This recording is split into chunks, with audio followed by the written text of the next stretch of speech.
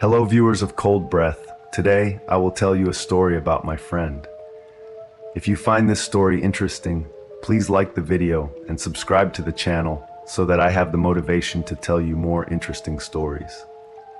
My friend liked to play pranks, but I wish he had stopped after he died. Lewis had always been the class clown. I had known him since elementary school, and he never failed to make me laugh, albeit at the expense of someone else. Itching powder, thumbtack on the teacher's chair, electric hand buzzers, etc., etc. As we got older, his pranks got nastier. Once a teacher gave him an F on a big test, and in retaliation he broke into their car and smeared fish guts under the floor mats. They could never completely get the smell out and eventually got rid of the car. A few months ago, we had our prom and went to a party afterwards. I'm not too experienced with drinking and was pretty trashed after a few beers and shots. But Lewis kept going and going until he suddenly just seemed to disappear from the party. It turns out he had locked himself in one of the upstairs bathrooms and ended up dying from alcohol poisoning that night. Following a wake his family held for him, me and his friends George and Travis got together to hang out and talk about the good times we had all shared. Then Travis pulled a Ouija board out of his backpack. "Come on, want to talk to Lewis again, guys?" he asked. I wasn't too big on the idea, but everyone else was really into it, and I eventually relented. We formed a circle around the board and placed our fingertips on the planchette. "Are there any spirits here?" I asked. Then the planchette began to move. "Get fucked. Okay, come on guys, who did that?" I was cut off by the planchette violently jerking our hands from letter to letter. "Let me go." I was at rest. The lights in the room slowly began to brighten and fade like someone was playing with a dimmer switch, and I felt the temperature drop until I could see my breath. I was at rest, Travis whimpered. We had all pulled our hands off the planchette, but it was still moving around, sliding from letter to letter, seemingly guided by some otherworldly force. The lights got brighter and brighter until the bulbs overhead exploded and we were plunged into darkness. I heard Travis scream, and I pulled up the flashlight on my phone to see that the planchette had firmly lodged itself into his throat, and he was now sputtering and gurgling on his back. We called an ambulance for him, and he ended up being okay, but that was just the start of the heinous shit that would follow. The next morning I woke up and went to the bathroom to pee. Peeping out of one groggy eye, I aimed for the center of the bowl, but some magical force field stopped my urine from hitting the water and splattered all over the seat and floor. The next morning I woke up and went to the bathroom to pee. Peeping out of one groggy eye, I aimed for the center of the bowl, but some magical force field stopped my urine from hitting the water and splattered all over the seat and floor. The fuck? I thought out loud as I lifted the seat to find that somebody had saran wrapped over the bowl. I lived alone with my mother and knew she couldn't have had anything to do with this. Then it hit me that Lewis had pulled this very prank at a sleepover we had had years before. Things continued on like this for a few days. I would wake up and find a rubber spider on my chest, or that someone had replaced the sugar for my coffee with salt.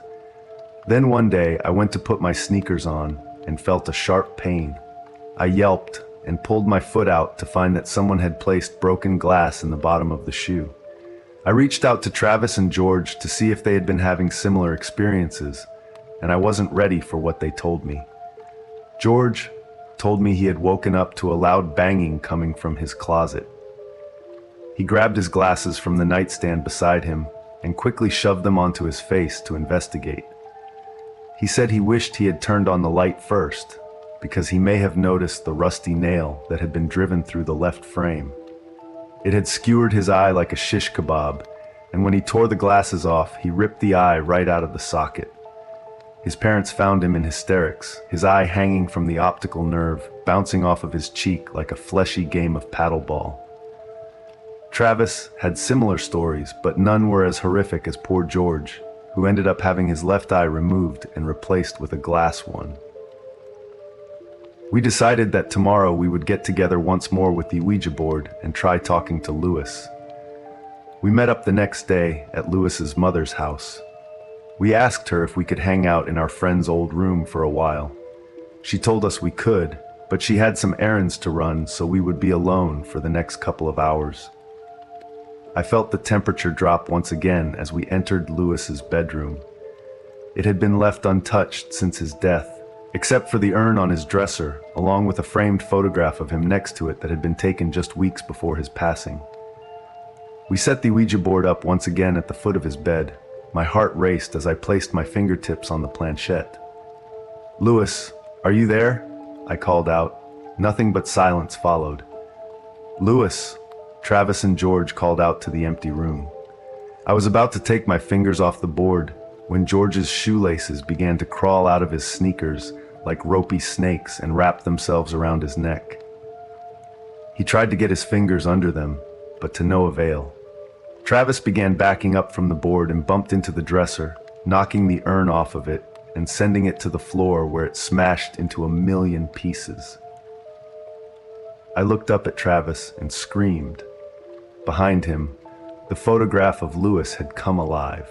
It was banging on the glass frame and screaming something at us. George was turning purple on the ground, and his eyes were bulging out of his head. His glass eye had popped out and rolled off somewhere into the room. I ran over to the frame and smashed it on the corner of the desk. "Lewis, let George go, please." I stared at the photograph of Lewis. It was now smiling and laughing. Then it spoke in an unfamiliar, deep voice. "Your friend Lewis is dead. Don't you want to join him?" I was shocked. I just stood there frozen beside Travis when I heard the tinkering of broken urn pieces moving around on the ground beside us. I looked up just in time to see Lewis's ashes and broken bits of urn go sailing upwards like a blast from a fire hose. They hit Travis's face and began filling his mouth, ears, and nose until there was nothing left on the ground.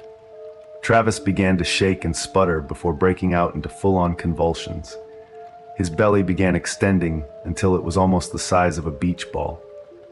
I started to back away from Travis, but his stomach burst open, sending a mass of steaming entrails to paint the contents of the room. Coughing, I pulled a piece of Travis out of my mouth and realized I was still holding the photograph, but Lewis was no longer in it. Disoriented, I tripped over George's now lifeless body. I picked myself up off of the ground and ran into the bathroom to try and wash Travis's guts off of myself. I began splashing water on my face, but when I checked the mirror, Lewis was behind me. I spun around, but nobody was there. I threw off my blood-soaked hoodie and ran out of the house and down the street. Every car window I glanced into, I could see Lewis's grinning face right behind me. I ran deep into the woods and barricaded myself into a little foxhole. I'm prepared to starve to death before facing whatever entity is pretending to be Lewis. A day has passed now since all this happened. My phone battery is almost dead, and I wanted to post this to explain to everyone what happened to my friends while I have the chance.